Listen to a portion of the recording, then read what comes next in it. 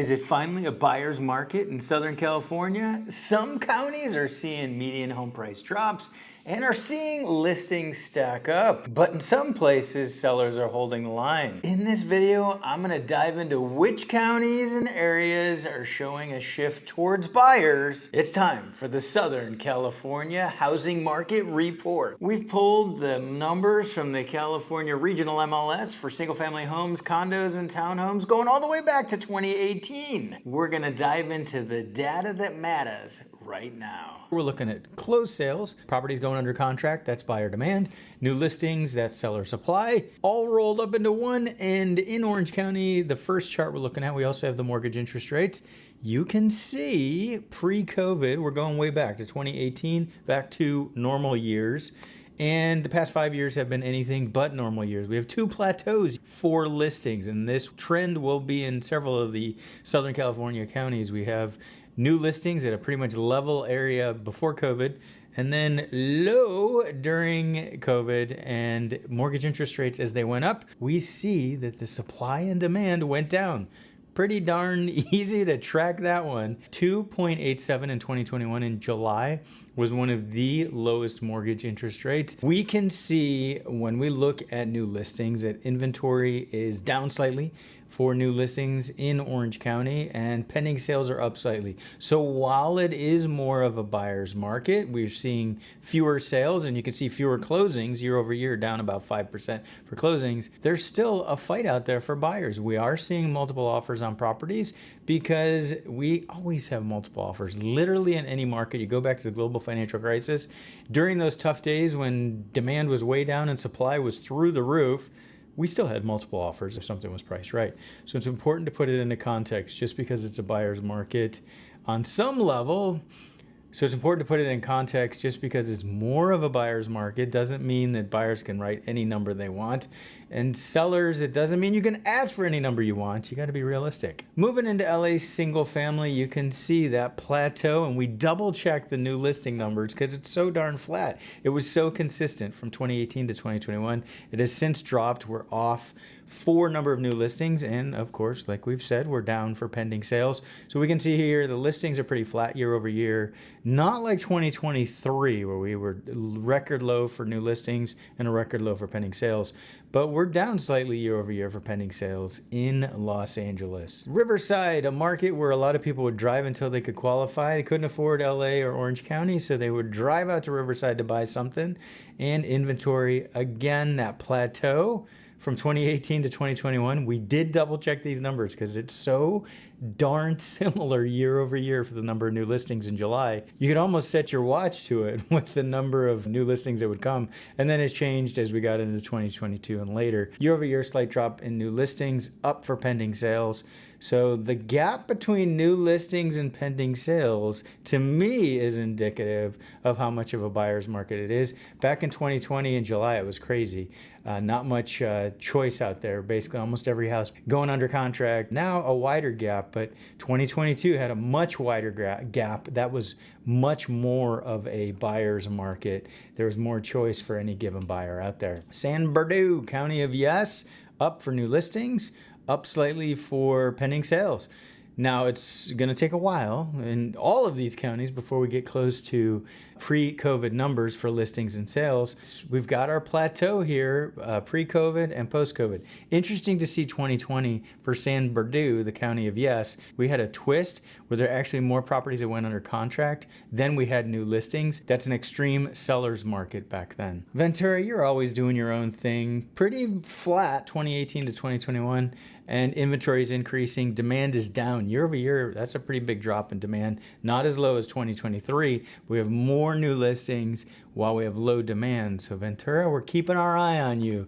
You stay out of trouble. San Diego, got that plateau, 2018 to 2021. Again, we checked these numbers. It just seems so crazy how flat that is. Increase slightly year over year in new listings, slight increase in pending sales. You can see that the Closed sales are down year over year, and that's indicative of the fact that pending sales have been low in the previous months because those pending sales turn into closed sales.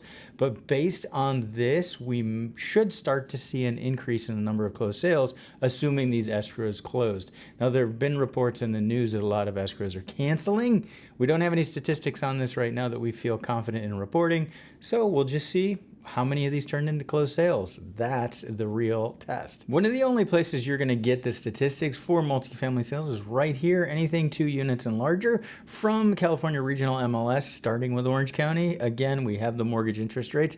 The difference for mortgage interest rates when it comes to investment properties is cash flow. That mortgage payment is eating up cash flow from properties now that mortgage interest rates are higher, but it looks like the multifamily market seems to be doing okay. So looking at number of new listings, we are down from where we were last year, but the pending sales, that number stayed the same. So there are fewer choices out there for buyers. And we're not where we were 2020 and 2021 when it comes to the pending sales, but we're also not where we were when it comes to those mortgage interest rates. Where it will get interesting is as mortgage interest rates reset. Properties 5 units and larger typically have adjustable rate financing. So it'll be interesting to see as those start to reset. Typically, adjustable rate mortgages, again for the 5 units plus, those are fixed for a term of 5, 7 to 10 years. Moving into Los Angeles market, where we have a lot of rent-controlled properties, rent stabilization ordinance. New listings are pretty flat. We had that dip in 2023. Demand is down slightly as compared to pre-COVID years, but up year over year. So LA multifamily, a strong market. And the number of investors trying to get out of LA, that's increasing because they're trying to avoid as things get tougher and tougher for landlords because of regulations.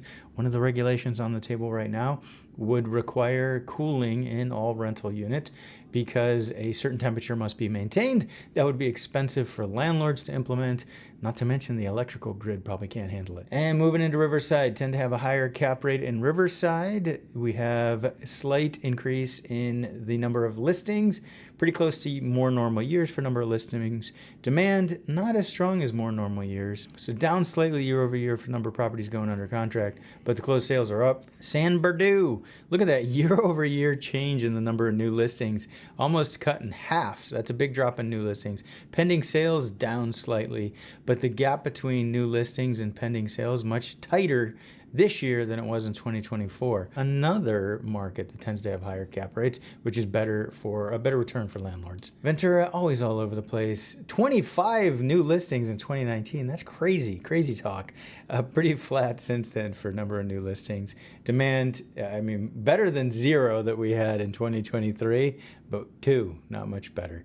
Ventura, just not as many properties in general, not as many buildings trading. San Diego, another strong market. Are you leading us into happier pastures? Well, demand's up. We got more properties under contract, and we're down for number of new listings. So it'll be interesting to see what happens. Pretty close to more normal years for number of new listings, and on our way back up for pending sales, despite these higher mortgage interest rates eating up cash flow. Looks like the multifamily market is doing okay. Median home price madness. Where are we seeing prices in the respective Southern California counties broken down? Condos versus single family homes, because you wanted that. You asked me to keep the data broken. Well, broken down, not to break the data. So an important distinction, we're going to look at the month over month trend, and we can see that in Orange County, LA, we've got a drop in the month over month median home price. And it's a drop in Riverside, very, very slightly, or flat, to be honest. This is not shocking. We do tend to see a drop this time of year. As we get into summer and late summer, we see median home prices go the other way and drop into the holidays. Now, year over year, what we will see here, that rhymed, for Orange County, $1.4 million is the median home price. That's just a crazy number. Year over year, it's up 2.1%. LA is up 2.6%. Riverside, there's a drop of 1.6%. So factor in inflation. I mentioned that frequently. It changes those numbers, that's for sure. Now, how does this compare to condo data for these areas? Now, looking at condos and townhomes, it's a tale of 2 different markets.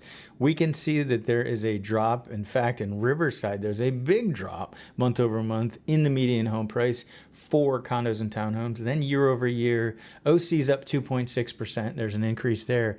LA for condos and townhomes is down 5% year over year, and Riverside's down 4.5%. Again, factoring in inflation, those are drops in value. They're pretty significant.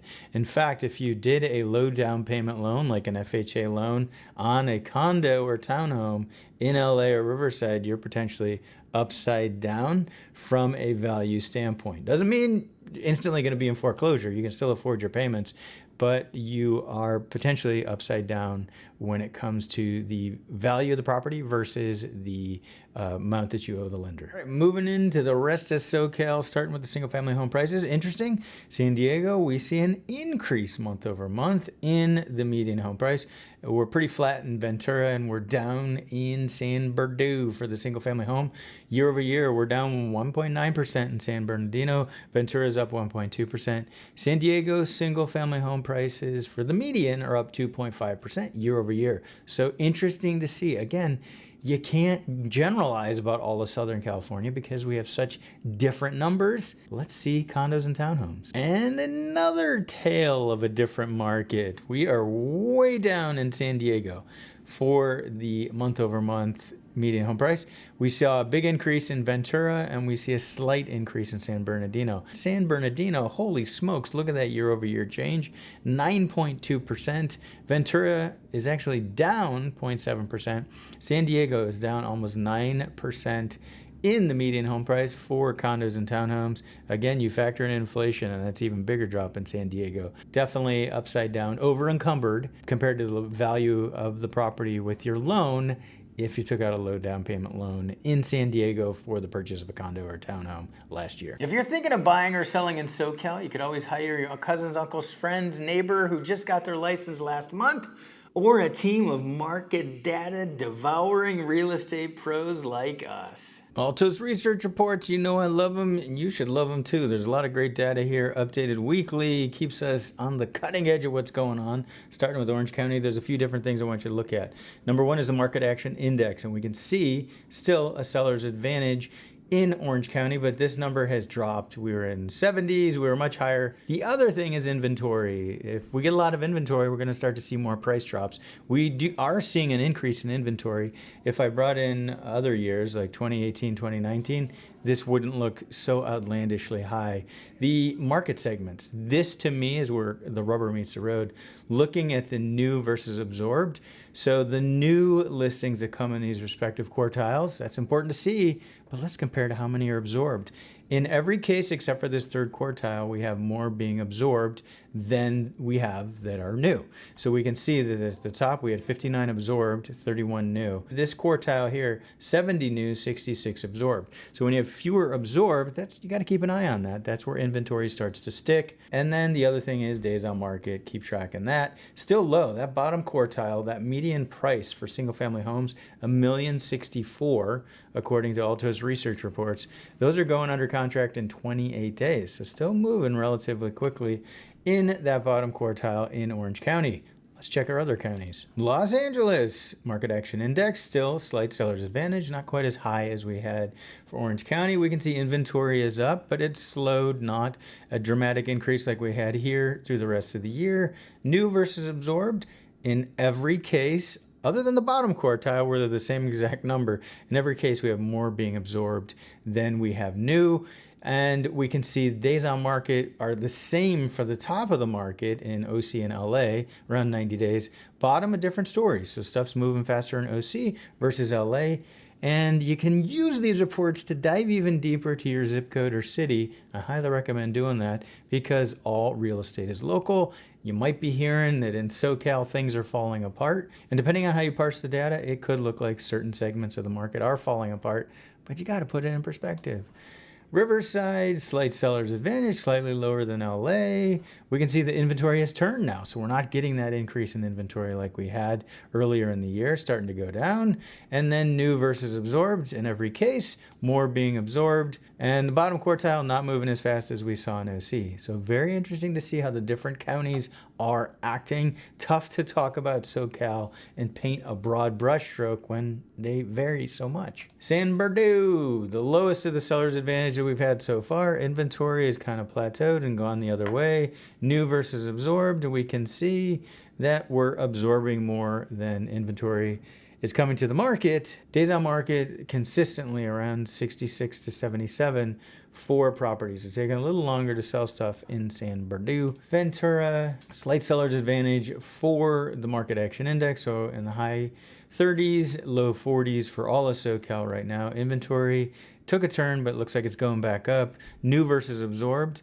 Everything's being absorbed for the most part, other than the bottom half of the market. That's an interesting thing to see. So the top half of the market, we have more properties being absorbed. Bottom half, we have fewer being absorbed. So we'll have to see what's going on in that bottom of the market. Bottom of the market tends to be more interest rate sensitive. That could be it. San Diego, we're at 40. This was at 100, which is crazy. I've mentioned that before. It literally was 100% a seller's market in San Diego at one point in time. While we were doing these, now we're at 40.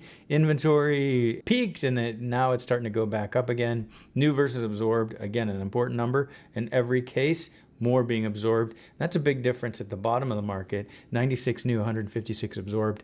42 days on market for the bottom quartile in San Diego. So the fastest of all the quartiles and days on market we saw was Orange County's bottom quartile. Now that you spent your valuable time analyzing the Southern California housing market, why don't you take a closer look at foreclosures in this video right here?